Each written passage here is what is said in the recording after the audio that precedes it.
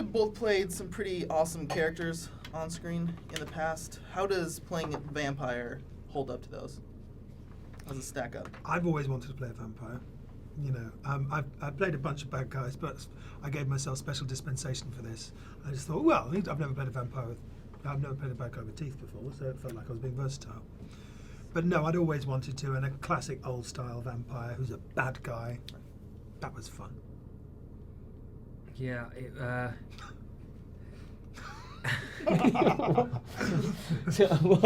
trying to think. I'm sorry. I'm trying to think about it. Well, I'm trying to think about how I thought about it when I first read it, and whether I even considered the vampire aspect of it. Actually, for what I read was just a really cool character, and it just caused more complications and therefore more conflict in him as a person. So I didn't ever. I don't know. Your character's a bit more dimensional than mine. Mine's pretty much a vampire from start to finish, whereas yours is very dimensional. It's got loads of stuff going on. Yeah, he's got some moral dilemmas that he's kind of working with. What drew you to that part of Sturgis's character? Well, you meet him, and he's this elaborate kind of guy living this dark, weird existence in this incredible house, but it's just sort of dead inside. Like he's just living in madness and chaos and, you know, sex and, you know, and a drug addict equivalent, you know, junkie today sort of thing. But he's also a dandy and kind of, you know, it's just an exciting character. And I thought that, and yes, exactly, the moral dilemmas of actually he makes out that he's doing things for the good of mankind and for the future of the world. And actually, you come to realise what he's doing is lying to everyone and himself, because all he wants to do is get at this guy who created such grief in his life. So it's revenge for him. He's playing. It's about revenge, and he says all this stuff about, you know, discovering this boy and making him into a perfect hunter, because it's for the good. But it's actually a load of rubbish. He's lying. Right.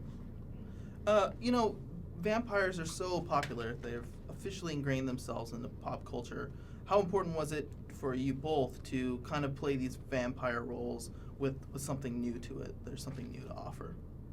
Well, I don't know. I think if you're trying to be original for originality's sake, that's that's a dangerous route to go, you know, because you need to play the truth of the.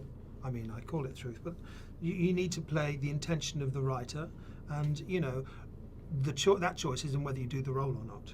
You know, for me, I like the fact that he was a classic bad guy vampire in the vein of the kind that I grew up watching, you know, because I grew up watching the Hammer horrors late at night on TV, and Christopher Lee and the Peter Cushing films. They were already very old when I was watching them, but those classic vampires were the ones that kind of ingrained in my imagination. And it was there'd been a spate of the kind of, you know, teeny kind of more romantic vampires. So it was nice for me to read one that was written to be like straight down the line, I'm going to eat you kind of guy.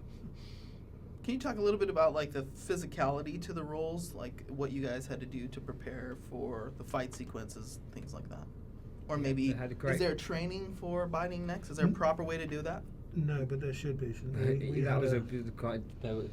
there? My first experience, our first experience, I got these fangs put in. I was very proud of them. You know, your first set of fangs is important for everyone.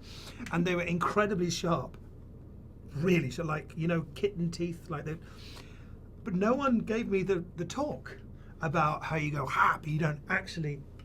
And you should have really known not to actually bite. But I didn't actually bite. I didn't actually. But I stopped. But my teeth were longer than I realised, and I actually did some damage.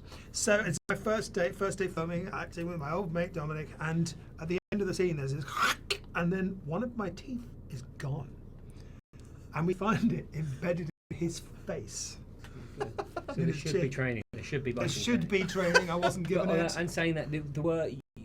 That was my introduction to Henry Sturgis.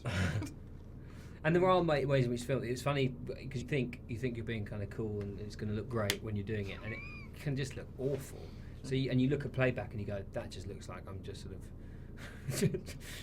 it just looks terrible. So there's a really specific way of making it kind of look. Oh, with the actual bites. Yeah. It was kind of. You don't look like you're just going to breathe on something. No, exactly. Right. Licking their neck. Also, one of the problems is I found, like, for the first time I ever used a gun in a film, I'd spent so much time growing up making the old bang bang noises that I couldn't stop. You know that you're going, and they say, Rufus, what was the problem? And that's shooting a real gun.